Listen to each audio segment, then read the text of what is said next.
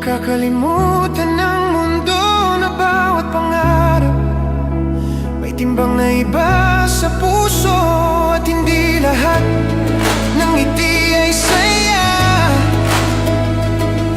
Minsan tawa lang yun para di ka mag-alala.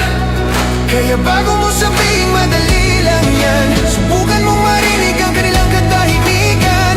Baka sa pagitan ng bawat puntong hininga may sigaw ng hirap na